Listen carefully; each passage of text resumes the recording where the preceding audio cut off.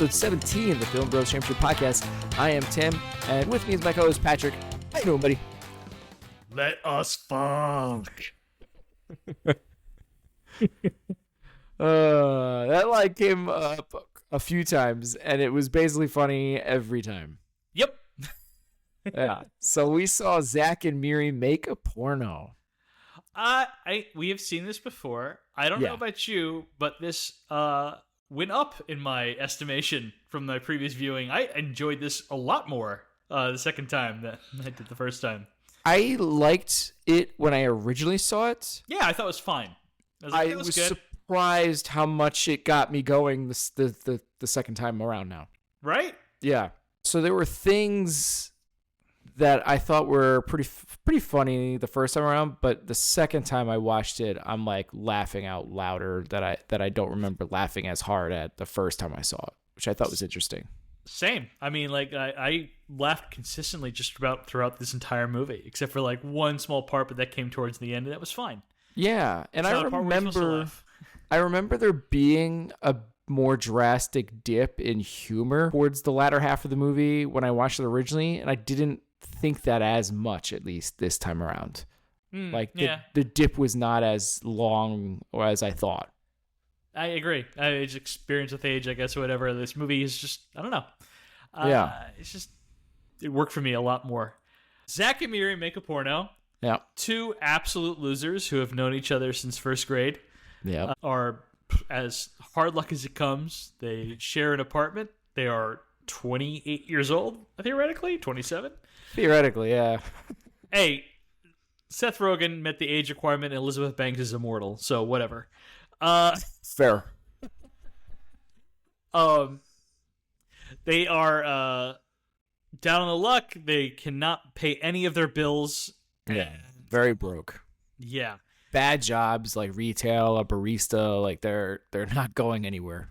Right. And after Miri gets exposed on the internet in a viral video, and they run into a porn star, they get Zach gets the idea to make a porno and to pay all their bills. Right. And that is what they do. And they've never made a porno before. They've never slept together before. They were just friends, platonic friends. And of course, hilarity ensues. Right. Really good movie, actually. Yeah.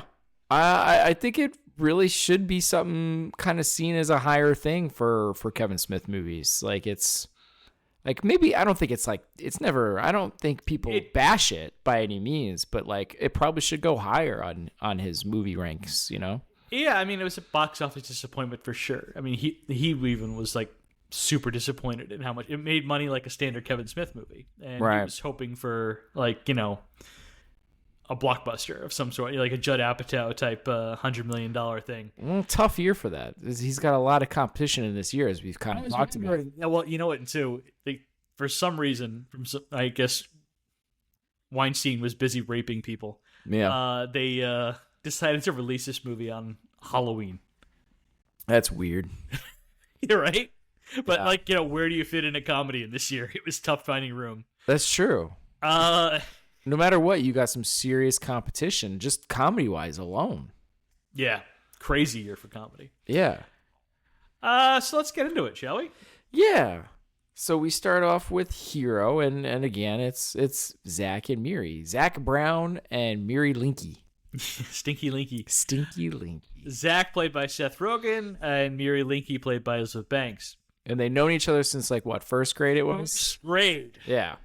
And swear to everyone that asks that they're just friends and they've never thought about each other as anything different, and they're fucking liars. Right. And they kind of like call each other out on that on various times, and you kind of get more of that as you go throughout the movie, like how much that's kind of BS. It's just that's the funny part of it. It's the brilliance in casting Seth Rogen and Elizabeth Banks, two insanely likable actors. Yeah. Really saves this movie because like Zack and Miri are two of the fucking stupidest people alive, and you just want to shake them the whole time. Like, stop lying to yourselves. You clearly like each other. You always have. This is such nonsense. But because it's Seth Rogen and Elizabeth Banks, like, yeah, it's fine. It's okay. I'll let this pass. I'm not super annoyed with it. Yeah. Yeah, they make it work, and it's I don't know. You can almost kind of get it because, like, they are both such losers, and they have such low opinion of themselves. Right. Like, I think you kind of understand it because Seth Rogen is not the physical ideal of a male. Sure. Right. So you're like, okay, I can almost buy him being a loser, but he's so fucking charming, it seems ridiculous. Yeah. And Elizabeth Banks looks like Elizabeth Banks, so you're like, I don't know. Yeah, but it's weird because at first you think almost maybe it's like she got prettier as she got older. But then you have, I'm sorry to track on and tread on hilarity, but like there is a line where, that we're like, I think she asks him if she's better looking now, and he's like, no, kind of look the same. Well, that's his opinion, and he's clearly always been in love with her, but was really stupid. So you're like, I don't know if this is actually true or not. I don't think we actually ever see a picture of her in high school. So yeah, you see him, but I don't think you see a picture of her. Right? But you get the impression with the nickname she ends up getting of Stinky Linky. Like, if you looked like Elizabeth Banks then in this movie in high school, I don't think there's any way you get called Stinky Linky looking like that. So I feel like that she had to have gotten prettier. Yeah, it's a problem is like I think they clearly used a picture of like Seth Rogen from like Freaks and Geeks or whatever. Right. When he was like almost high school aged looking. Yeah. Elizabeth Banks, like any pictures of her that exist from wherever she was in Massachusetts probably just look like the fucking prom queen. Like, right. We don't have the technology to make her look not attractive. But so it was smart though with the nickname of Stinky Linky. Like you get that feel and placement without having to see a picture of it at all. So that's why I'm gonna go with that is the case, and he's just lying and being funny when he says no, we look the same. No, it's to her, to him, yeah, she's always looked the same. But like anyone else, like I don't know. Yeah, because even I think at the end, towards the end, he has a line too that I've always thought you were pretty from day one, or maybe it was right before they actually do have sex. Because he like, how do I look or whatever? And he says, "You look beautiful just the day I met you," or something like that. He had some line to that notion, Right. So I think there's enough there to kind of put that. Right. There's definitely chemistry between the two of them, so it all just works despite itself. Yeah, and I think the chemistry does really show that they are really they know each other really well, and they have this friend chemistry so it does work in the movie's favor. And Elizabeth Banks and Seth Rogen, have just like infectious laughs. So when they're laughing, you want to laugh with them. Yeah, and it's just like so you're just charm. It's like a charm atomic bomb in this movie. Yeah, there's a point I think earlier on in the movie where, it's really really early on, and we'll get to it later. But Seth Rogen does something that hurts himself. Yeah. And her laughter and just laughing at him. I wrote it down too. Yeah. Yeah, it's like, really great. Yeah, exactly. You just like the whole like you're watching that scene. You're like, okay, I know exactly how this is gonna play out. But when she starts laughing, I started laughing, and like, God damn it, yeah, she's good. She's really good. Exactly. It's her laughter and the way she's doing it that makes that scene work. Yeah. But like this is such a cliche story as far as like two friends who didn't realize that.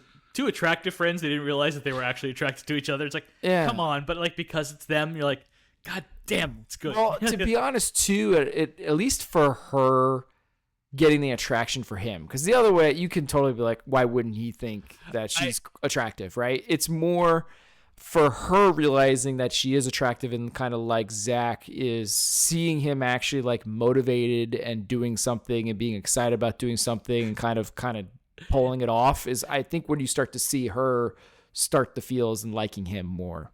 Not only that, but also shaving his beard, which is especially funny considering 1, Tim Callahan, bearded man, 2, Kevin Smith, bearded man who wrote and directed this movie. So it's like, wow, the girl couldn't find him really attractive until he shaved a beard, huh? That's interesting. My wife will get very upset if I shave my beard. Oh, well. Oh, it's the main reason for me having a beard is my wife likes my beard. All right. Yeah. I Like don't know. the opposite feeling she has. You know what? If someone tried to kiss me with a beard, I would slap them in the face. I'm just like, absolutely not. Sorry. Just like, cannot. Well, you you are a very straight man, so I feel that you probably would have that position. I am hetero flexible. That's how I would put it. I can go with the flow, whatever.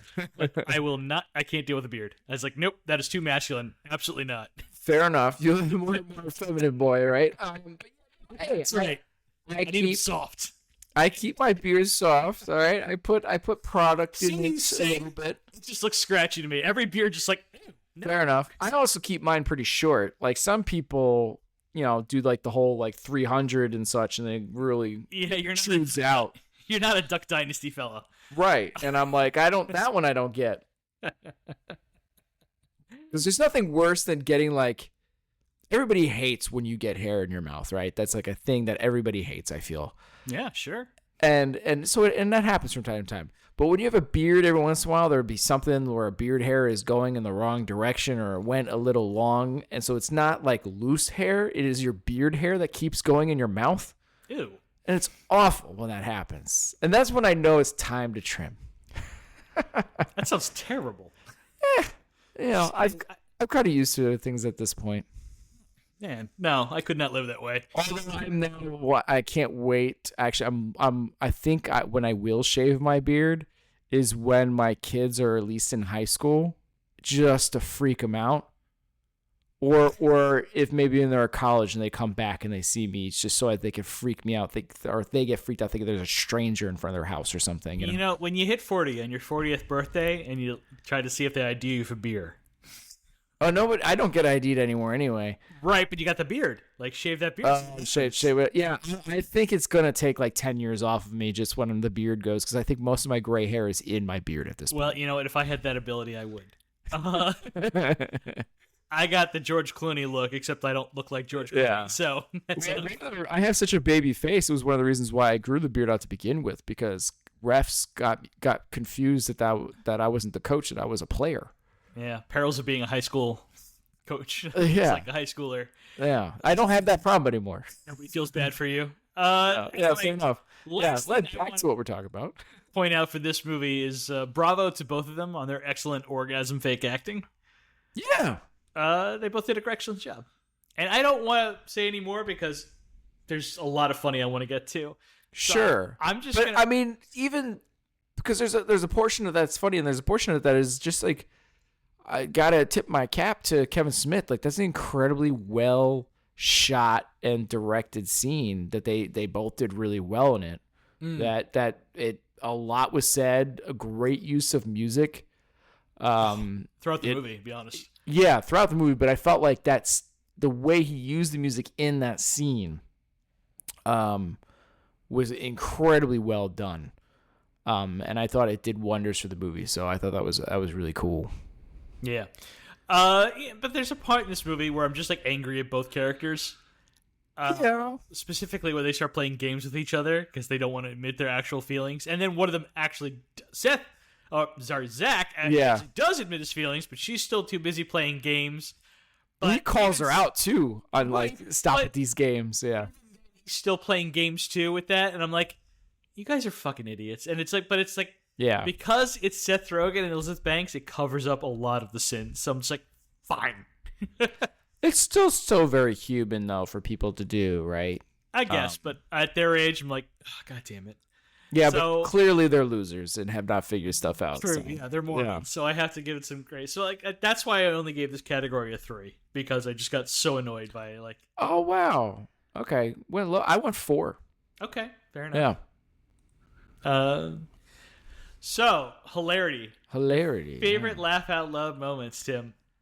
There's a lot, I gotta say. I'm not even sure where to begin here. I will start with the man who almost stole this movie from me. Is it gonna might have Craig Robinson as Delaney? Yeah. Upset with his boss for being asked to work at the coffee shop on Black Friday. Oh and decides to imply racism to get out of it because he has plans to buy a flat screen TV he's been saving up for. Black Friday, you're asking me to work on Black Friday. You want me to come in on Mooly Monday too? I had never heard that particular racial slur before, and I've watched The Sopranos like twice in a row, so I had to like look this one up. Like, what? It was the Tuesday one that got me, but I'm not going to repeat it. But I don't remember what the Tuesday was, but if I didn't write it down, I agree with your point. And Tuesday. You're going to make me come in on Edward Tuesday or whatever, and then the owner's like, is that a new holiday? Right. And he's like, no, but you thought it might have been, didn't you? Didn't you? Hank Robinson is so good in this movie. Yeah, that's when Zach comes in. He's like, this isn't Amistad. Underrated Spielberg movie. And he's like, I'm going to be down with you. He's like, Zach, my boy. And the customer with the hair will speak to me. Say you were playing baseball here the other day. Wiffle ball. And no, that wasn't me. Yeah, that's what he's like, fuck you. Fuck you. I hate you, both of you ebony and ivory motherfuckers. This is a strong start to this movie. To be fair, I mean, I actually had stuff earlier. No, go ahead. You want to do your thing. The first off, the guy trying to bike up a hill in Pittsburgh and is swerving into the wrong lane. Oh. And the guy just crashes into a church and then gets out of the car and starts cursing. I don't remember that at all, and I cracked up at that moment. It's so random. But the part that we kind of mentioned, is like, so they have like no heat anywhere, and they're in this like horrible car, right? And it's cold Pittsburgh, and so she's got one single hand warmer that she's like trying to use, and he just grabs it and like shoves it down his pants. I gotta ask you real quick. Pause for that. Yeah. Hand warmer down your pants. I would never want to do that. It's like the last place you'd need it, right? Like, yeah, that's where you're warm. Yeah, that's where you stick your hands if you need to get your hands warm. Right. Quick. That's an old Boy Scout trick. Yeah. It's an old cop trick. So it's like, what the hell? No, yeah, that's not where I would put hand warmers. Yeah. If anything, where I end up shoving them is in my shoes for my toes, man. Totally makes sense to me. Yeah. Yeah. Absolutely. It was just a weird decision, but it's still funny because you get some time passing as credits or whatever are still going, and then all of a sudden he's just like oh fuck, and then like it's in my taint. She's like, what's that smell? He's like, yeah, it's sliding down my ass. Oh my god. Yeah. And he's like, pull over, and so I think, and then he comes back in. He's like, I think I burned my ball hair off, and that's when she starts laughing at him. Yeah, and that's where I oh, Elizabeth Banks is the best. Yeah, yeah, exactly. But yeah, now we're back on track anyway. So Delaney and Zach start talking up like, and Delaney's like, why have you not slept with Miri? And Zach's like, we got a good thing going, man. She pays half the rent, does the dishes, wakes me up in the morning. Why complicate that with sex? Besides, man, I've known her since the first grade. You don't fuck someone you met in the first grade.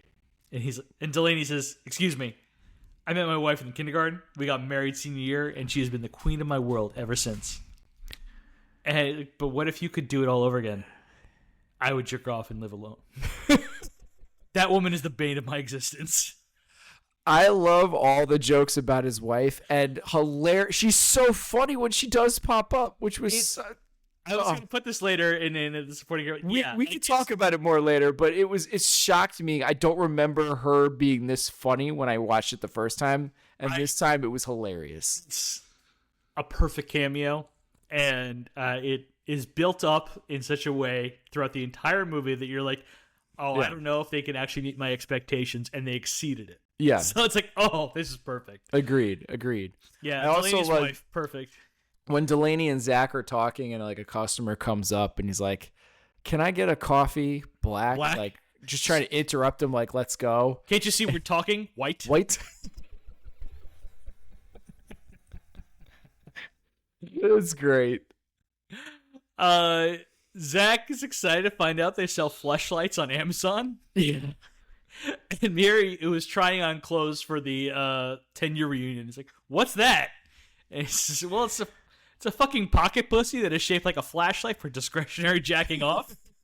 That way, if you get caught, no one thinks it's weird. You're just a guy who likes to fuck his flashlight. I am totally buying this shit. Why would you want to buy a pocket pussy anyway? That is so sad. What? I forgot about the ability that a company's coming with a fucking vibrator. Think a kid in Darfur gets saved every time a vibrator makes you come?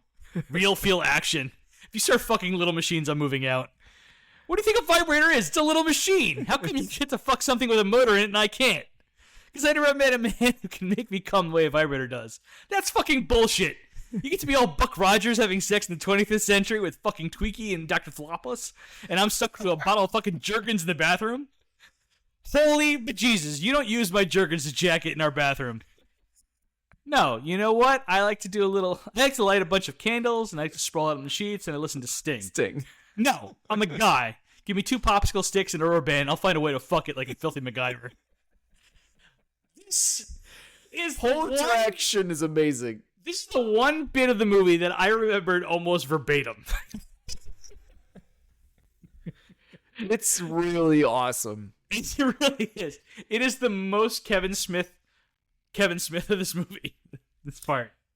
It's weird because I feel like this is probably one of the first times that he's getting to do an incredibly Kevin Smith line, but with, no offense, like someone who can like really act, and you know what I mean, like it's like someone who could actually like take his line to like and probably make it his own, if anything, you know. Like I think you're right to make it his own.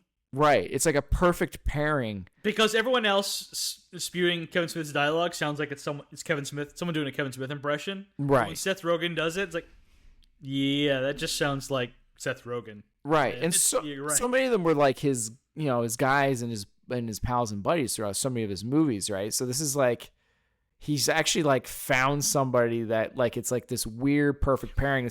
It's kind of frustrating that they haven't worked together again. It's like this actually works. That's actually a really good point that I hadn't thought about before, because Kevin Smith is like that friend in the friend group who is just so funny and clever that when you're around him, everyone just starts talking like him. Right. And you notice that in the commentaries. They're all just start making busting the same jokes because they all just gravitate around his orbit. Right. But you're right. Seth Rogen is his own son. Yeah. So he like recreates the gravity there in the situation. And that's actually a really great point, Tim. Thank you. He like because he's taking that information, but he somehow can filter it through the way Seth Rogen does things, and it's blended really well. It works. And then I like so she's trying on like outfits, and she's got this like whole granny panties. Well, no, before the granny panties, she's got this whole like yellow outfit going on. It's like, you look like Ronald McDonald. I kind of want McNuggets. Tim and I are always Team McNuggets when it comes to McDonald's. Yeah, it was like during this the pocket pussy thing, so it was really funny. This is like interjected in between all of it. But yeah. Anyway, well, while she's trying all these clothes, a couple of teens are like... it's sort of sexy in a Catch a Predator kind of way. Her last dress, yeah. A couple of teens notice that she's changing clothes and the door is open because Miri has issues throughout the entire movie closing doors. They take a viral video of her and she is caught wearing granny panties. Although, let's be honest, she looks great in them. Yeah. And that becomes a viral sensation later on as a joke later. We'll get into that. Yeah. So they go to the high school reunion. Well, before that, there is a pretty like the water and everything gets shut off. Right. And okay. Miri's in the shower, and she's got like soap and everything in her hair, and so she's asking Zack for help, and it's like, get the water from the toilet. And he's like, opens the lid. There's poo in there. The way he says is great. He's like, that part and the back part. He's like, oh, okay. And then like again, they're so like repressed about their feelings for each other, right? So she's like holding onto the curtain trying to cover herself, and she's like, don't look, and then just like completely falls and eats it as everything snaps away. Which some nice physical comedy stuff. Complete accident. Oh really? Yeah, Elizabeth Banks legitimately just fell. They kept Great. it in the movie. That's perfect. Clearly wasn't hurt, so that worked out great. But yeah. So they go to the high school reunion, and I don't know. The first thing I do is them going to the bar. I don't know if you have anything. If you want to talk about it. I didn't really like everything with Kevin Smith's wife, but the one part that I did like was Schwalbeck Smith. Right. Where they get their name tags or whatever like that, and like Zach's just Zach Brown or whatever in quotes. Right. They put their nicknames on there, and like it's. And he just says it's like, oh, Stinky. It's like Zach. Had to have had a nickname, right? He was so forgettable in high school that he didn't even have a nickname. They just quoted his first name twice, and that got a chuckle out of me. Right. And then they go straight to the bar afterwards, and Zach's like, "Can I get 2 beers, please?" And he asks Mary, "You want a beer?" And she's like, "Yeah." 3 beers. It's like, double fisted. That's my guy. Exactly. Yeah, because he like doesn't want to be here at all. No, I did not go to my 10-year reunion, but if I did, oh man, there's not enough alcohol there. I think I would have, but I lived nowhere near when it was happening, so missed out. Right. Then Zack and Miri run into Zack 2. Oh gosh. He's like, there can only be one. What?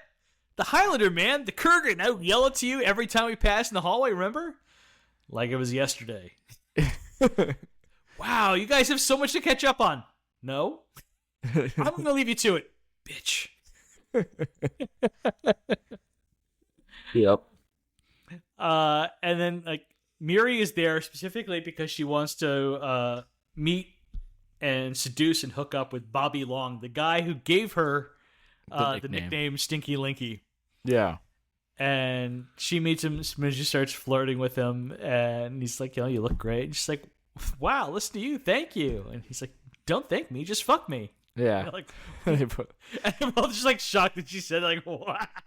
She comes on so strong and awkward and awful. It's hilarious. Like, do you know how hard that is for someone as attractive as Elizabeth Banks to pull that off and make it funny instead of like weird? Right, I know. It's a marvel that she did that. And the conclusion of it is so good too. But right, we'll get into that later. I'm curious on because you are not always the biggest fan of what's his name who plays Bobby Long here. So I'm curious.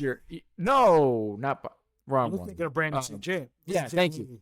Justin Long. Yeah, Justin Long. You're not always a big Justin Long guy, so I'm curious on your position on this because I don't remember liking it that much the first time. This time made me laugh a lot.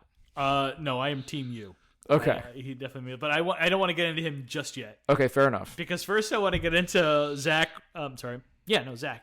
Running into a former classmate that he had Spanish with, I guess, for 4 years. Yeah, he's like, oh wow, someone I actually like, and he goes over, sits down, and she's watching her husband or whatever. Yeah, she's like, don't ever get married. It sucks. You stop appreciating each other, and you're running out of shit to talk about after the first year. But look at him now, chatty as fuck, flirting with that Nimrod cheerleader, Monica Vaughn. You want to maybe flirt with me so he can see it, even it up a bit? I don't want to get even. If I was gonna do anything, I'd want to one up the asshole. And like the look on. Yeah. Seth Rogen's face as he's doing like the calculations. Like... Exactly. Like he's doing like advanced math in his head. And he's like, well, you can give me a hand job in the girls' locker room. And like the long pause as he's waiting for he's like, I just threw this Hail Mary. Let's see if it lands. Oh my God. It's like a 30-foot putt. Holy I like shit. how he adjusted to be like, no, not full on sex or a blowjob or anything. He goes hand job, which seems like appropriate to what she's trying to. It's certainly just like a 1-up. Right. Exactly. And fine, but make it fast. Fuck yeah. Yeah. I would never be that excited about a hand job, but God bless. Yeah. And later we see them come out of the bathroom, and he's like, sorry about your elbow. Oh, yeah. It's such a weird random comment. Like, what happened?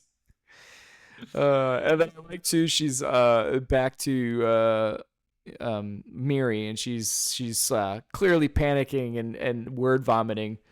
And then she's like, I need a drink. You need a drink? And then she, like, grabs his drink and starts chugging. He's like, oh, I think there was a cigarette butt in there. And she goes, yep.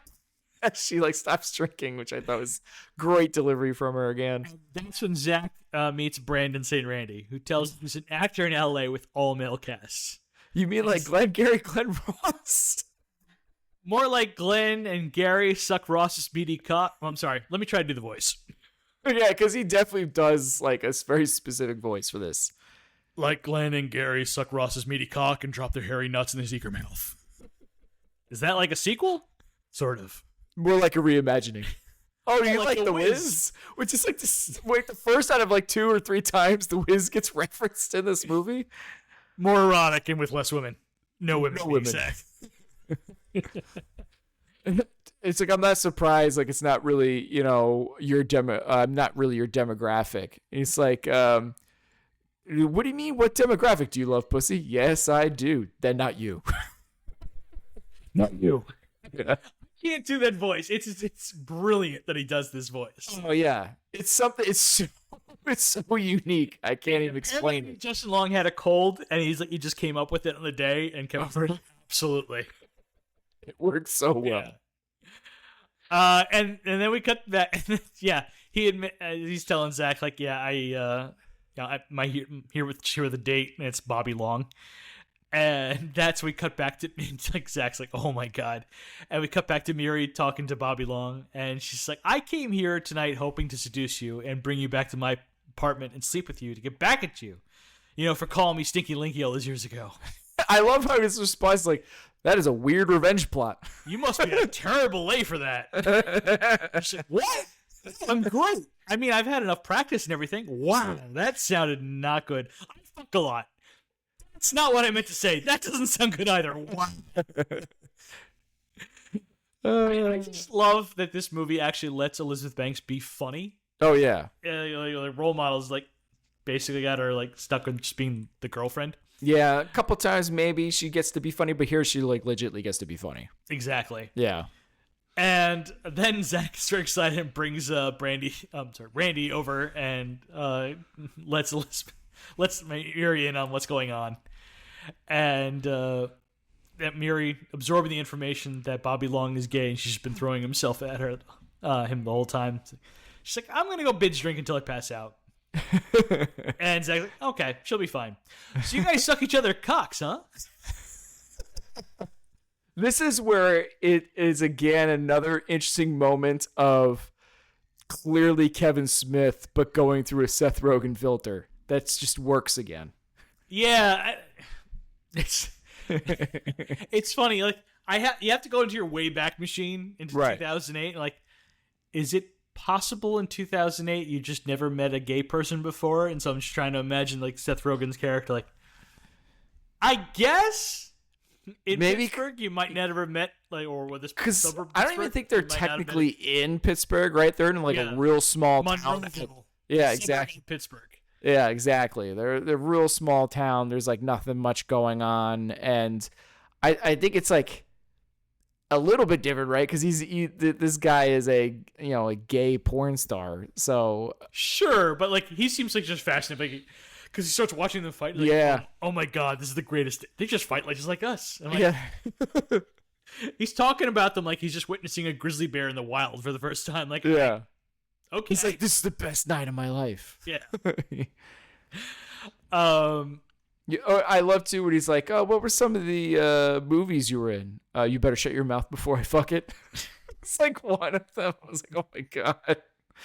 In his voice, it was so funny. I know. I can't do. I tried. You're someone. Can you try it? I don't know if I can. I should have practiced beforehand to try to get it. I don't know. No, I don't think I can do it on the spot. Maybe I'll practice it later. I don't know. I can't do it. It's so distinct. I can't even. That could be a little joy for me in private later. There you go. Yeah. So that's all over. They go back to their apartment, and I don't remember what happens, but the power goes out. Yeah. And she asked me, like, well, can you get like an advance? You can use your credit card to pay this off so we get the power back on. And he's like, no. Flashlight maxed out my $200 limit on my credit card. Not a wise purchase. I'll give you that. I also, by the way, we forgot to go on. This is when they've got alerted to the granny panties thing, because he goes like, "Oh, it's granny panties," and then Seth was like, "How can you tell?" And then I just thought that was pretty funny. But anyway, continue. Right. That's where like Zack gets the idea. Brandy St. Randy is very excited to meet Miri because he realizes that she is Granny Panties, the viral sensation of a hot woman wearing large underwear.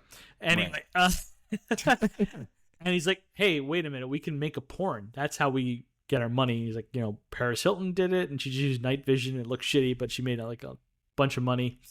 We can do this too and use the class email list and sell it to them. There's 800 people that are definitely going to want to see it because everybody wants to see, like, the person. Like, if you knew someone in high school who did porn, you'd want to watch it. Like, I just met whatever Saint whatever, and I want to see a video and then for 2 seconds just because I met him, And Miri's like, if it's so easy, how come everybody doesn't do it? And people have options and dignity, and she goes, I have dignity. And he's like, where is it? In your hidden in your giant underpants? Yeah.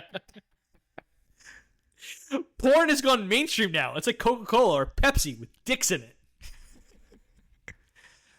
Look at Paris Hilton. She did it in night vision, and now she makes fragrances for tweens. And then she's like, it's for tweens? She like sniffs. Yeah. So she agrees. Why don't you become like, go work at a restaurant? Would you eat food I gave you? No, I wouldn't. She agrees on the condition that she sleeps with Zack because she couldn't sleep with someone she doesn't know. Yeah. Although he's like, it's ridiculous because you've definitely slept with people you haven't known before, but okay. It's like more the interesting things you see throughout the movie of these little jabs they have. Like even like later on, she makes a comment like, what happened when you slept with all those girls I didn't like or whatever, So it's like clearly it was there the whole time, Exactly. That's why it's so ridiculous. But because it's Elizabeth Banks and Seth Rogen, I'm like, I let it go. Yeah. So anyway, Zack decides that the person he needs to go to is Delaney because he knows that he has money to buy flat screen TVs, so he can use that money to finance the porn movie. Right. Getting the equipment and everything. And he's like, with your cut of the profits, you can have 2 flat screen TVs. One in the living room and one in the bathroom. It's like, one in the bathroom? It's always been a dream to watch shit while I shit. Yeah. And then you can inspect the girls, as another job of the producer. I was like, you mean I can look at a titty? You can look at 2. Gives them the money after that. And then they do auditions, and Delaney is literally leading the titty auditions. Yeah. Great. And you gotta love too how like he's like so nervous and is like, not that we're gonna have sex and like it's all safe and we're cool, but like I gotta see. And he just keeps going, and the girl's like, yeah, I don't care, and just takes off her dress, and she's like, I love this, like, or something like that. And then they while Zack and Miri start interviewing male talent, and one of the first people we see them interview is Lester, the molester, played by Jason Mewes. And they're like, do you have any special skills? Special skills. I can get a boner real quick and stand straight up. Which he displays, and he's like, oh, yeah, all right. Yeah, you're hired. Well, this is another great moment for her, Elizabeth Banks, too, because she immediately goes, is that a special skill? Right. And then, like, he does it. He goes, oh, yes, it is. Like, kind of a deal. But, like, he concentrates like he's like a Dragon Ball Z character, like, charging up. Like, yeah. It's funny because I feel like there's another Seth Rogen movie that's going to come out years after this that takes basically the same concept and joke in Neighbors with Franco. It's been a minute since I saw Neighbors. Yeah, Franco's character has like the same like special ability that just puts on display weirdly for the frat. Really? I don't remember that part. Yeah, he just gets instant erection. Splash has like a giant dick, and that was like a running joke for that one. Neighbors is a funny movie. You should revisit. It's great. Yeah, it's good. In a future season, maybe. Yeah. Then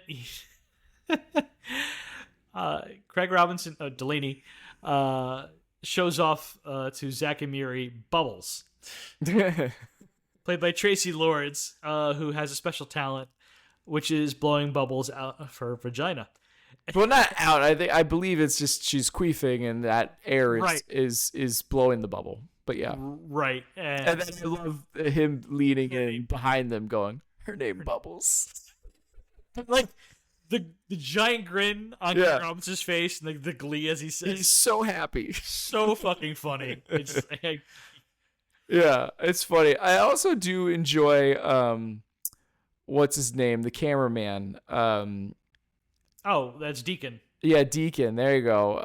Return of another classic. It's Dante. Actor. No, it's not Dante. Not Dante. It's Randall. Yeah, it's Randall. Yeah, and I love. He's like the goalie, and he's like cursing at his team for sucking, and he just goes, "Oh, fuck this!" And he just drops this, and just lays out the guy who's got it straight away. If only Igor had done that, huh, Tim? Yeah. Oh, and then I love he gets put in the penalty box, and then he's like, "I'm gonna fuck the shit out of you, ref."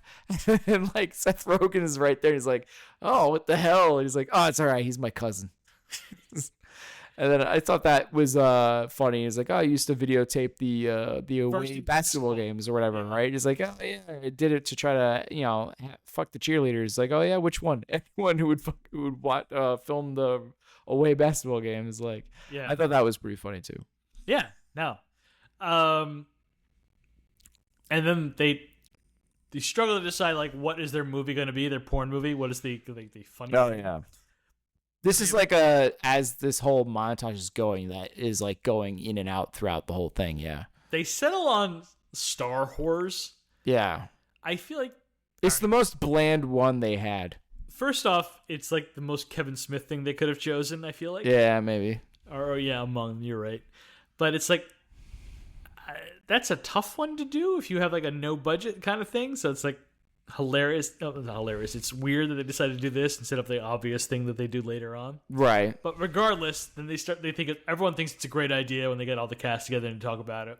Well, to be fair, like it's kind of shocking that because not to give things away, but it sounds like this movie ends up working out in the end. But like, how did like this company, whatever, the coffee shop, not sue them? This is clearly the guy's store. This stuff is getting filmed in without permission. One, I would assume that the guy never saw the videos, so he probably. Two, if you don't show any of the obvious symbols, and I don't think it had an obvious like Starbucks symbol anywhere, you could probably get away with it. Some of the titles were funny though. Like I liked An American Werewolf in Brenda. Was one of the ones I liked. Yeah, and like they're interviewing, and like the one guy who says, I want to fuck your puss. And it's like, it's supposed to be puss, like, and he's like, oh yeah, like who would want to fuck puss? I don't know, for whatever reason that made me laugh too. So anyway, they settle on Star Wars is their first idea, and they think like, oh yeah, we can do all the sequels too. And Delaney's like, yeah, and like we finish off with Revenge of the Shit. The all-anal sequel or final chapter or whatever. And he's like, Revenge of the Shit. And he's like, yeah, we get it. Ew. And Delaney quietly and sadly goes, just, fuck you, motherfucker. Yeah. I also like, too, when they do cast Lester the Molester, and they're like, Lester the Molester, that's a great name. I can't believe that you... It's a great porn name, yeah. It's a great porn name. He's like, I can have a porn name? All right, my porn name's going to be Pete Jones. Yeah. And then the... Cunt, cocoon. Oh. So. Too, when they do come with Star Wars, and he's like, like it's gonna be great for people who like sci-fi and comics. And then Delaney's like, comics, like Ziggy, what? Is that even print? And he's like, fuck you, motherfucker. Right next to Family Circus or whatever. Yeah. I thought that was really funny too, interaction. So they rent a studio space out, and it gets destroyed. Yeah. So there's all their costumes and equipment, and because the guy who rented the studio to them was a scam, and everyone is commiserating at the coffee shop. And Delaney's like, I just wanted to see some free titties, but there's no such thing as free titties. Is there, Zach? Is there? And then Zach gets the brilliant idea to shoot the porn in the coffee shop, which is what they should have done from the very beginning. Probably. But I get if you're like worried about being sued or caught or whatever, it's definitely a bit more risk. I But don't get the impression that Zach Brown, this character, would have ever even thought about that as being a possibility, the way he pushes that boss around. yeah, and clearly he was playing wiffle ball or whatever, before, or the guys threatened the camera and there it is, not even on, which gives him the whole idea. It's like, where'd you get the camera from? It's like, for being a horrible employee. And Zach explains that porn is making the normal abnormal and mimes fucking Stacy's chihuahua. And Delaney pipes up, don't do that. Little dog don't like that. If that man tries to fuck that little dog tonight, I'm calling the Humane Society. Yeah, Swallow My Cockachino ends up being the title, which is pretty funny. Way better than Star Wars. And yeah. And that's where we get a line that we'll be hearing a lot once they start doing the thing. Let us fuck. The hockey stick as the boom mic was really funny. And I like how like he's got the a traffic cone to be his like little voice projector or whatever. And then he's like, okay, and then effects or whatever. And so the guy has to like get on a ladder to like dump coffee like beans. So erotic. On them. It's like, this looks horrible. Yeah. But I love too how like the boom mic is like hitting them as they're trying to have sex. So it's this thing's it's so funny. Kevin Smith when he made Clerks legitimately used a hockey stick as his boom mic. So that's where he got the idea from. That's great. But he had the decency to keep it out of frame. You see the guy in the frame the whole time, which is even funnier. Right. And then like Zach is trying to give instructions as the director, camera shot. Oh yeah. He's like, pull it out, actually. It's like, no, not you, Lester. And then Delaney's like, can you ask him to slap her ass? Don't be a pervert. Yeah. And that's when Tyler Labine pops in. Yes. From Tucker and Dale versus Evil. This is another moment that I did not think was funny the first time that I thought was hilarious this time. Is it because we just love Tucker and Dale? That it may be. It could be. He's a drunk Steelers fan who walks in on the porn shoot. I guess they forgot to lock the door. Doesn't even notice really that any of it's going on. He just needs a coffee so he can drive home. Yeah. He's clearly hammered and he's a cute kitty. It's like clearly a dog. Did you see the quarterback Roethlisberger? He was like, fuck it, chuck it, football. And after they give him the coffee and he leaves, Zach says action, and Lester and Stacy go back to fucking, and Lester says, fuck it, chuck it, football, fucking. I also love too, he's like, here, he gives him the coffee, he's like, it's on the house, have a good one. Oh yeah, I'll have a cold one. No, that's not what I said.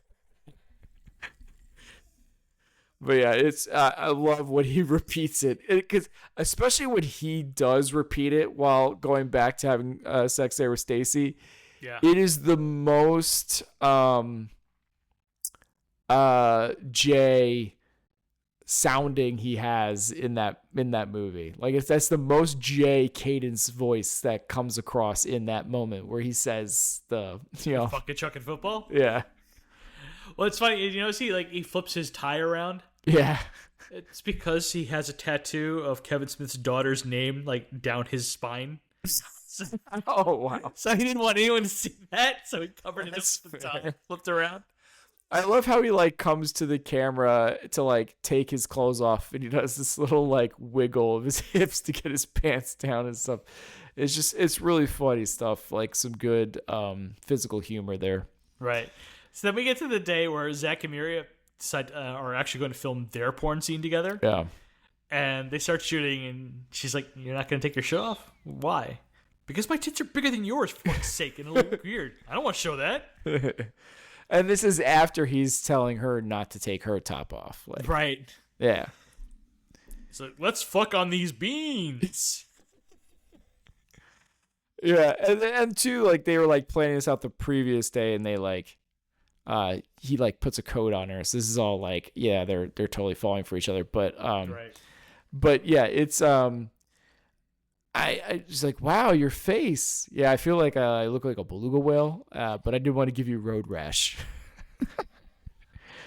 But yeah, so Anyway, so and he's got all this cream. He drops the thing and it squirts everywhere. And the milk, yeah. And then like yeah, I love how they're like oh, but like I don't actually want that on me, and they're like trying to get it off of each other, and like you cut to Delaney, he's like, this is the worst porno I've ever seen. Like it's so awkward. It's funny. It really is funny. And like during the actual it is a very funny scene. And during that when Zack and Miri start going at it, Lester starts sprinkling, Deacon, what? Did you see Lost this week? I missed it. What happened? Aw, dude, they're on the island. They're off the island. Who can follow that shit? And say, I think they're in hell. Man, that was really a time capsule line right there. Like, it really was. Lost was everything on TV. Yeah. I too when they start to undress awkwardly and they just decide to undress themselves. Right, because it's like so much more reality coming through, right? And then she's got like the granny panties are on, and she whispers "granny panties" and like tosses them at him. It's just some really funny humor and delivery from her too. So then Zack and Miri have sex, but it's not really hardcore porn fucking. It's more like they were making love. Oh yeah, totally. And they finish up, and Delaney's all disappointed. It's like, I thought they were gonna fuck hard. And Stacy's like, it was pretty. Pretty don't sell. Yeah. I thought he was going to come on her titties. There's a part of there was like, fucking Lester says, Lester, yeah. Tits? I showed my cock and my asshole. What the hell? So then the crew decides to pool their money to pay a rent for pay the month of all of Zack and Miri's bills so they can have electricity, water, and heat back. Yeah. And he's like, you guys, this is amazing. You didn't have to do this. And he's like, well, we got tired of you guys like showering in our places, and you didn't have to put us in your movie either. Or let us shoot it. Or produce it. Or put us in your movie either. We said that already. Yeah, Lester repeats the line. And Delaney's so mad. We get a shot. Later on, they're shooting another scene between Lester and Stacy. This time it's anal. And the shot of Deacon underneath Stacy and Lester, who are having standing doggy style sex, and ask him, please remember, he's under there, and watch the pullout. And then Zack and Miri have a fight, and he leaves in a huff and slams the door, which surprises Stacy, who had earlier told Zack that anal is great for constipation, just shits all over poor Deacon. And he's freaking out afterwards. He's like, that chick just frosted me like I was a fucking kid. I love it because he storms out, and Delaney's so upset that Zack left. Right. And he's like, can you believe this shit? Deacon's like, can you believe this shit? Absolutely traumatic. It is. I swear. Jim Anderson is so good in that scene. He's amazing in that scene, and this is like another one of those moments where I feel like Kevin Smith, regardless of the movie, seems to be always good for at least one scene that just goes to a place that you're like, oh my god, and that was it. I love too when she says it's really good for X-Lax, and Zach's like, all right, I use X-Lax, but okay. He's like, it's anal sex is really good for constipation. He's like, I just use X-Lax. All right. Next bit I have is the Dutch rudder. I don't know if you have anything before that. Because this is the serious part of the movie. Yeah, the serious part kind of kicks in because he moves out and all that kind of stuff. Record time. Real fast. Yeah. You do get those kids who took the granny panty video come back. And so you see him he's just dressed up and he gets paintballed or whatever like that. And there's this fun callback humor to beginning where he throws coffee grounds at him after the granny panty video is taken. And he's talking, but they've already left. And he has his insult going, but then he's like, oh, okay, you left. And then this comes up again after this, which I thought was it was a funny running joke. So I took note of that. But yeah, then we're at the Dutch rudder. So the next part I have is so after Delaney comes and talks to Zack, And I'm gonna save the stuff in Delaney's house for supporting characters because I just Fair enough. So I can't even repeat her lines. Delaney convinces Zach to look at the footage and look at how much they actually love each other, and tells it like, Miri never actually slept with anyone else, despite what you guys were arguing about or whatever. And so Zach decides to go back over to the apartment and declare his love for her again. And that's where he runs into naked Lester. And he's like, he assumes that Lester is sleeping with Miri, and he's like, it's actually a great moment. I remember in the theater watching this and having the crowd react. Yeah, doing that when he comes out and he is showing full dong and everything. Yeah. It's a nice moment. Right. And he's like, oh no, we never slept together. Yeah. But even before that, he's like, oh, I don't care that you fucked him. It's fine. I still love you and I will wait forever for you. And then I love you, Miri Linky. And then he's like, her last name is Linky? You fucked a guy you didn't even know the last name? It's okay. I still love you. That was a really funny part too. Yeah. And he's like, we never fucked. And he's like, I tried to convince her. And she's like, no. And it's like, well, I tried to convince her to do a Dutch rudder with me. And he's like, what's a Dutch rudder? Yeah. He's like, oh, that's where you grab my arm while I'm jerking off. So you just move my arm while my hand's on my dick. And like that's a Dutch rudder. He's like, oh, we can do it to each other too. It's like it's a double Dutch rudder. So our penises aren't touching. Like the straight face way that Jason Mewes explains all this, is incredible. It's great. Yeah, and he's like completely naked the entire time, like you said. Like, yeah, and Seth Rogen's face through all of this is just so like dumbfounded and disgusted and confused all at once, and right. And he's like, sorry to change the subject, but why are you coming out of like my whatever room or whatever? And you find out they switched rooms or whatever like that. He's like, something about your smell, and then he goes in to smell him, and Seth Rogen's like what the hell? What the fuck are you doing? Yeah. He's like, I don't smell anything though. And that's when they profess love and they're together, and he like sweeps her off her feet, and then he goes into what he thinks is his room. He's like, wrong room, and then oh gosh, and they clearly saw Lester do something gross or something. Right. And then the "let us fuck" line comes back. Right. Yeah, for the third time. Yeah, and that's when you get the title cards, but then there's a post-credit sequence. Zack and Miri make your porno. Yeah. Spice up your sex life. Right, they created a little company that has not only made their own porno movies, but they also start like making amateur stuff for couples to spice up the sex life, like you said. Right. And we're not just the owners; we're customers or something like that. Well, first off, you get like a great bit where like Delaney is hosting and explaining the job, and he's like, you come over and like we'll meet one of our sex therapist or whatever, and that is played by Jason Mewes. The guy's playing the sex therapist for this, or I guess Lester is playing the sex therapist. He's like, so we'll start off with some erotic massage and some light petting. That sounds good. Are you guys sure you don't want to do some butt sack work too? Let's move on, shall we? Why? This is why. It's really good. It's gonna be stuck in my head for forever. I don't know when it's gonna live. What?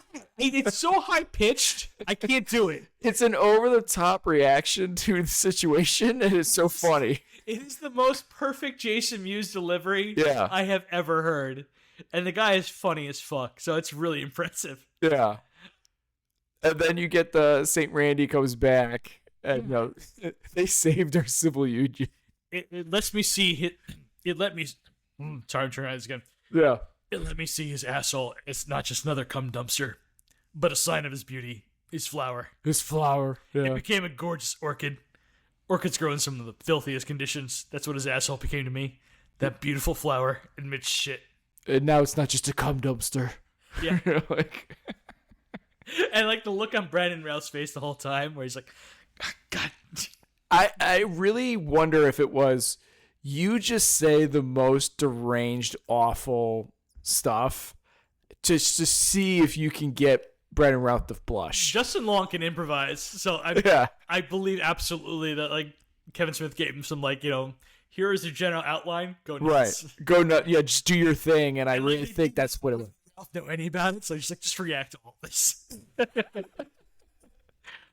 Or at some points, say, stop or something or being too much when you reach your point and just see how long he can go before he has to. I don't know. Yeah. But it's funny. They did it in the movie and they did it again and it worked. And I swear this is not that far off of Superman Returns too, right? So it's after. It's a pretty surprising, like, Superman. Yeah, well, I'll get into that later. Fair enough. I also laughed at Zack taking Miri's last name as his middle name, and Miri having him shave that shit off his face immediately when they got married. Yeah, I mean they have shared it. She has Linky Brown too, right? Yeah, she took his last name, but he had to take her last name as his middle name. Yeah. Yeah. So they have the same last name, but yeah, it works. It's nice. Yeah. So I gave this category an 8.5. For a side character. No, that's for laugh at hilarity. Oh yeah, we're still in hilarity. I did 7.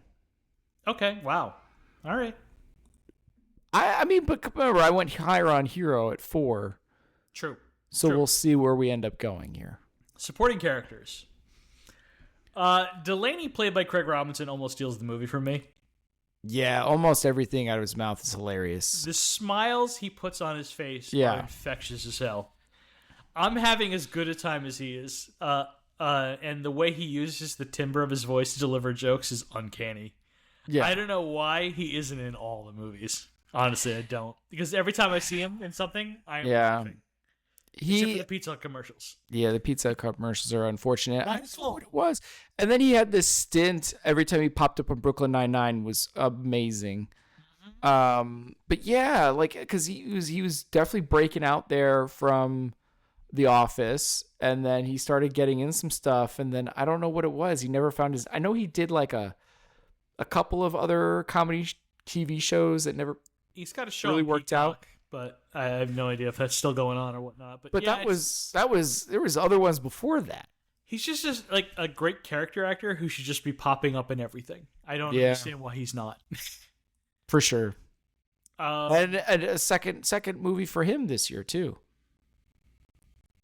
Where else? I'm sorry. Our very first movie this season he was in too. Pineapple Express.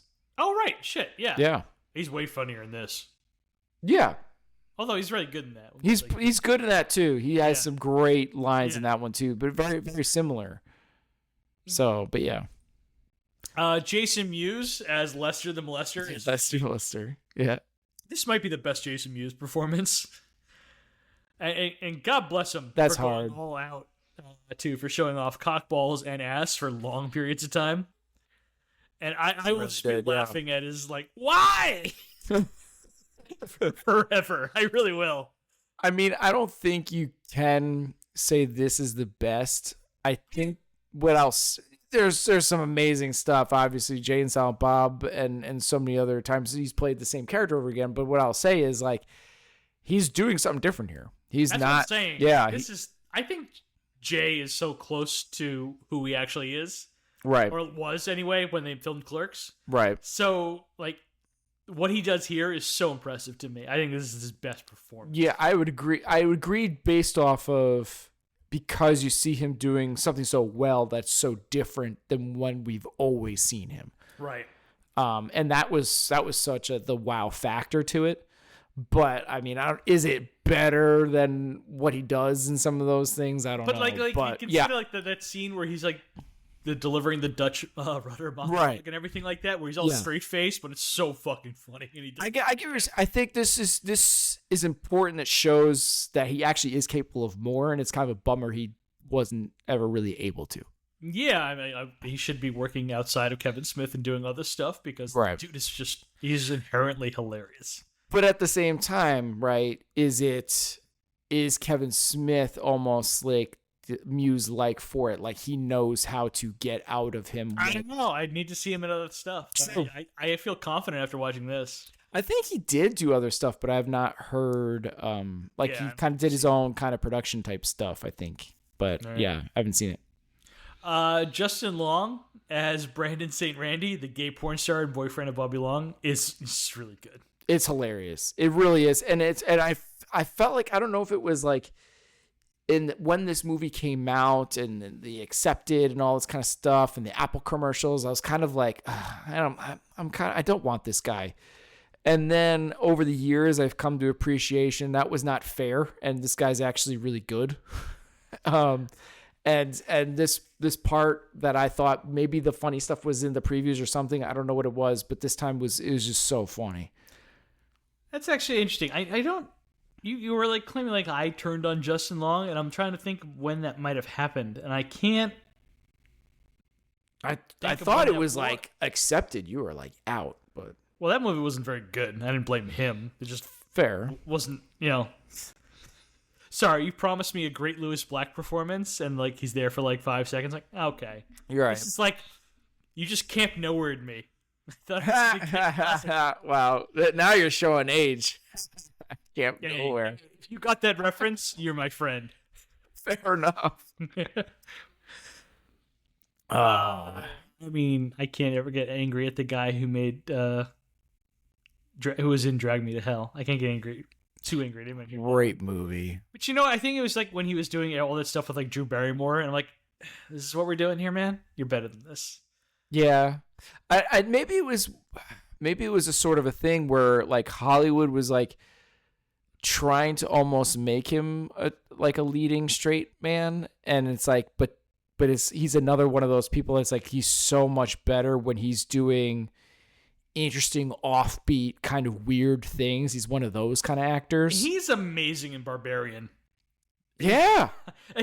The movie is already really good, and then it goes to another notch when he enters it. When he shows up, totally. Yeah, and like that's a very recent performance. So it's just like I'm not out on Justin Long, but there's times like, okay, yeah, I'm not feeling this one.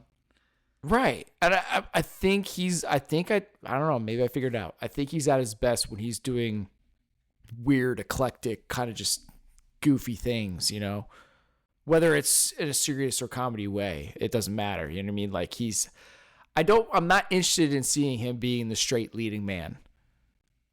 Like that's not where his bread and butter is, I feel. You know what I mean? And yet he was great in Drag Me to Hell playing just that. So I don't know. That's a good point, but I don't think, to be honest, when I think of that movie, I don't think of Justin Long too much. Sure. You know what I mean? Like the most memorable Justin Long moment I could think of in that movie is the end, and it's not because of him. Well, you got the look on his face as he's watching his girlfriend get dragged to hell. Oh, what a good movie. That should be its own podcast, that movie. Man, great movie. See what happens. Yeah, we'll see. Let's move on. So you got Brandon Routh as Bobby Long. Yeah. And this is really just stunt casting. It is. It's shock value to have an actor who played Superman be gay in a movie. Right. And he's not really given anything to be funny. It's just more him reacting over Miri and over his boyfriend there. All he has to do is just be embarrassed. Yeah, be reactive to stuff. That's it. He's good in it, but like we've seen him be much funnier and stuff when he's allowed to be funny. So and he's definitely like capable. Scott Pilgrim and yeah. But yeah, no, always been a Brandon Routh supporter, even in Superman Returns, which I think is an underrated movie. I'm actually oddly Defender as well. I get the hate, but I think some people don't appreciate what parts of the movie actually got right and did well. But yeah, it's also hard because you got to talk nicely about a director that I don't want to talk nicely about anymore. Yeah, we don't want to talk about Bryan Singer. Yeah. So let's move on to Jeff Anderson as Deacon. He's great, and I wish he had done more in this movie. Yeah, he just still wasn't given a lot, right? Like he's funny when he's kind of introduced, and then he has like a line or two in the middle, and then he's funny obviously with the getting shit on. But then that's about it. Like I don't think Jeff Anderson totally believes in his own abilities. So he's like, I was happy that I had less dialogue in this movie. I'm like, because he had so much in Clerks, and I'm like, right. You also don't want him to just turn into Randall either. Right, which I think that's fair. I think he might be one note, but God, that note is so good.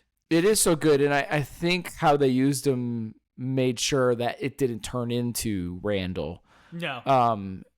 But he was really good when he was given something to do. But yeah, maybe it just was a lack of opportunity for the movie. There's a lot of things to balance because obviously the heart of the story you still need to tell. So Zack and Miri need to be the show. Katie Morgan as Stacy. Yeah. It's actually good as hell in this. Yeah. And it's a shame that didn't lead to any more mainstream work. I only knew her from the HBO sex documentaries. Right, yeah. Copia or whatever, but she delivered her lines well and had pretty good timing in this. I was really impressed. I was like, wow, I did not remember her being as good as she was. Yeah, I mean, she was supposed to be playing in kind of a little airheadish ditzy type of thing, and I think she did it well, and I'm not sure if she could have been able to do more or not, but I think she did well for what she was asked to do. Been greater, but she's really good at doing this, and I would have been happy to see her in more stuff because, like, when she's like, the part with Delaney where it's talking about like, I thought they were gonna be fucking hard, and she's like, it was sweet, it was pretty, it was pretty. That's what she said. It's funny the way she's like. She did. She was, and to be honest, she was funny on those HBO doc stuff too. That she did. Yeah, she was. And Tracy Lords' Bubbles doesn't really get much to do, and not really at all. I'm not sure she was actually capable of more. Yeah, the best thing she's ever did was Blade. I was thinking the same thing. This is, I am not familiar with her pornographic work. Never actually watched any of it. Well, most of it would be illegal. Yeah, exactly. But this one, I don't know. This one definitely also felt like stunt casting, and I don't think this one works as well as Brandon Routh. I agree. Shout out to Tyler Labine, we already mentioned. Kevin Smith had worked with him before, directing the pilot for the TV show Reaper, and honestly, I wish these two would work together more because Tyler Labine's really good, and I don't know why I haven't seen more stuff, like some TV show. Yeah, and he's stuck on that, so that's a bummer. Tisha Campbell as Delaney's wife is... Oh, we're going for it. Okay. Tremendous. She only has one scene, but she knocks it out of the park. Yeah. We only heard about her from what Delaney had said, his comments, and when we finally meet her, she exceeds all expectations. I'm not going to repeat any of her lines. I simply could not do them justice. There's no way either of us could, but there's some really funny stuff here. Like, I don't know if I can either, but I can't. I mean, but she paid her dues. On Martin. I just love when Delaney's just like, nobody wants to grab you, and then she's like, basically, what? And then she yells at Zack, white boy, and he's just like, kind of like ignoring, and he goes, I said white boy. Would you fuck me? You'd fuck me, wouldn't you? And then Delaney just kind of just say yes. Yeah. And then I love where he's like, don't talk to me like that way in front of my director. Oh, director. I'm going to direct my ass to another husband. I could watch an entire movie of just Tisha Campbell and Craig Robinson going back and forth. I love how she's touching herself while she's doing it to kind of almost show off. It's really funny. And then I love where he's like she starts mocking him about his saggy balls, and he's like, what, my saggy balls? And he flops her boob. Yeah. And I swear I wasn't sure if we were gonna get more humor or we're gonna watch a man get murdered on camera. and it just works, and it's really funny. It's really funny. And then I love too when he does gets shown the video of, oh, we really do love each other, and then Seth runs, and you see them all satisfied with themselves of being Cupid or whatever, but then it's not funny until all of a sudden you hear her again why the fuck is there a white boy running through my house? The cadence and the delivery is just perfect. It's incredible. Yeah. It's so good. And last, not least, Tom Savini having a quick cameo as the slumlord scammer that rents the original studio to the group that's just cool as hell, because this movie takes place in Pittsburgh or Monroeville, whatever, and you notice that like Zack plays for the Monroeville Zombies. This is all in the area where Dawn of the Dead was filmed. Yeah. Tom Savini, of course, not only was in that movie, but he also was building the effects and everything like that. So that's just really cool. Yeah. It's like film boy stuff. It is definitely like film nerd stuff. But like, I thought the Jim Norton cameo was really weird and short too. I don't know if that was a cameo or just like that was the work that Jim Norton could get. Yeah. I mean, he was a recognizable person to me, I thought, at this point, because this is like basically it's Comedy Central, but yeah. Comedy Central, and he was like friends with Quinn. well, Colin Quinn, I would say, but also what's his name? Who became a giant comedian at this time that it's not popular to like anymore. But we all liked him back in the day. Good Lord. But then he got accused of stealing jokes and stuff. Dane Cook? Yeah, he was like tight with Dane Cook. Yeah, so there you go. Yeah. So we talked about Bubbles. We talked about Stacey. I guess there was Barry too, but he didn't really get to. He didn't have anything to do. He didn't have anything to do other than like, I guess. Fucked in the ass. Right. Yeah. Like he got pegs and he got to be the one with the hockey boom mic, and that was about it. And I think that's about all. So I give this category a 4. Interesting. So I went 3. Oh, well, there you go. Because Delaney and Lester incredibly strong. Stacey had some moments, but then there's some other weak stuff there too. So it was kind of weird, So it was hard to go high. So my final score is a 15.5. Wow, I went 14, but I feel like I can totally go up. I am going to put this above Role Models, but semi-pro. Oh, I am shocked. I had so much fun with this movie. I mean, literally, it's good. It really consistently made me laugh. I mean, I was just like, man, this is a lot better than I remembered. That's fair. I mean, you said 15.5, right? Whoops, 15.5, yeah. And I was not in a good mood like watching this weekend. Well, nothing like a comedy to help you with that, right? Normally, it's a horror movie that helps me for this. So, really? Okay. Yeah, like a really like silly one. So, like, I was stunned at how much I was laughing through this movie, which is a really good sign of a good comedy. I still can't put it above semi-pro. All right, so I'm changing my score. I'm gonna move from a 7 to hilarity to 8. Oh, okay. And I'm gonna move it to 15. Wow. Because I really did like this movie. Okay. I'm not gonna go as high as you though. Well, only by half point. It's fine. I'm putting it 4 right now. All right. So I still have Role Models, Semi-Pro, and Tropic Thunder over it. So this movie had a budget of $24 million, and the worldwide gross was a little over $42.5 million. It debuted at number 2 behind High School Musical 3. Senior year. Second weekend of release. Oof. That hurts. Big disappointment, and it's a damn shame. And honestly, what the hell we're watching instead of... Like, how was it a horror movie, not the number 1 movie of that year, that weekend? I don't know. It's weird. Horror movies can be weird. Sometimes they like release stuff in August. Yeah. I guess to make enough money. It's like literally a Halloween day. And I can't... Saw 5 was the only horror movie that was really in theaters at this time. I try to remember which one Saw 5 was. Sorry, I need a second. I wouldn't know. Yeah, well, because you're a jerk. Yeah, fair enough. Yeah, 5 isn't the best one, but still, I would definitely have seen Saw.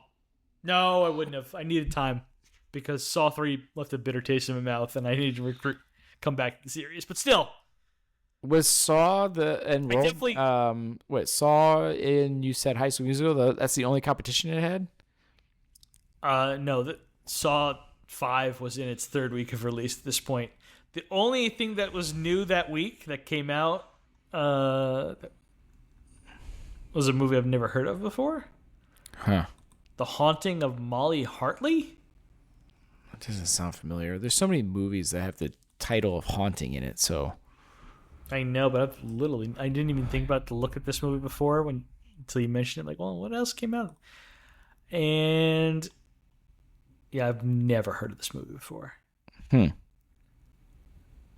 Deep was in it. The Deep.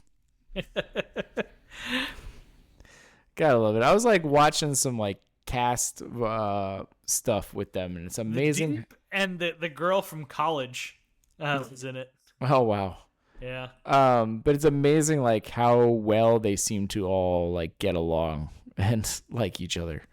From The Boys, you talking about? Yeah. Like they were doing this like whole like Q&A type thing with themselves. That was pretty funny to watch. Well, that show doesn't take itself seriously, so I'm not surprised. Right. Like I thought like the funniest thing was like when Homelander was doing, or the guy who plays Homelander was doing the cards. Anthony Starr. Yeah, the question was like, which of all of the memes does Anthony Starr like the most? Which was really a really funny one because it's like, oh my gosh, because there are so many. Oh, which one was it? It was the one where he like pulls in air and blows his cheeks out like a pufferfish and then blows out. He's like, that's his favorite because it's like it's the most unflattering thing of himself ever. I was like, that's fair. That's pretty funny. All right, God bless. Yeah. Tim, what are we watching next week? Oh, all right. We've gone pretty good for the last couple of weeks. I guess we got to go back down. Although I can't go too far down here. So as much as I'm the one who's not been looking forward to it, I'm going to do it. I'm going to pull the Band-Aid on the one that I wasn't looking forward to at least and do Harold and Kumar Escape from Guantanamo Bay. Okay. Wow. Yeah. And I believe at least when you put it on the list, it was on Max. I'm not sure if it is still. It's not.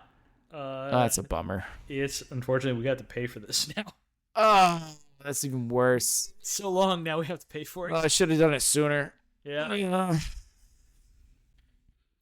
you know, and I did Zack and Miri on Plex with commercials, and I still enjoyed it. So me too. It's a bummer I have to pay for Harold and Kumar. Yeah, it's like the first movie is perfect. The third movie is actually pretty damn good. The second Never saw the third. Terrible. One. Oh, third one's good. Is it? I hated the second one so much that I didn't want to go back. I would recommend giving Harold and Kumar Christmas a shot. Okay. It's actually legit. NPH is right up there as always, and. Well, it's hard because it's like you almost have to be thankful at least for the first one, at least for Harold and Kumar, because it gave us the return of Neil Patrick Harris basically. Well, yeah, I know. But it's funny though is like by the third movie comes out, like Neil Patrick Harris is very like out, right? It's like everyone knows he's gay, and they play with it a lot in this movie, and it's very funny. But unfortunately, it's not the one we're watching. Yeah. This is like what height of G.W. Bush or whatever. No, right? This is the end of GW. It's the end W. Yeah, so, but it's all in that kind of. It's like all in that kind of stuff. I feel, you know what I mean. Like it's just like. Yeah, I'm not looking forward to it, but all right. I felt like I had to do it. You had to hit it eventually. Right, and that way we could still even out somewhat between the good stuff that's left and the not so great stuff. So, but all right, so it should be fun. That is it for us. Please show your support for the podcast by leaving a review on Spotify, Apple Podcasts, Google Play Music, where you happen to listen to the show. Also, sharing is caring. Be sure to follow us on the social media to get the latest show updates. You can contact us by emailing at filmbrochamp@gmail.com or find us by searching for the hashtag filmbrochamp. Thank you for listening to this episode of the Film Bro Champion podcast. Peace out, everyone. Fuck it. Chuck it. Football.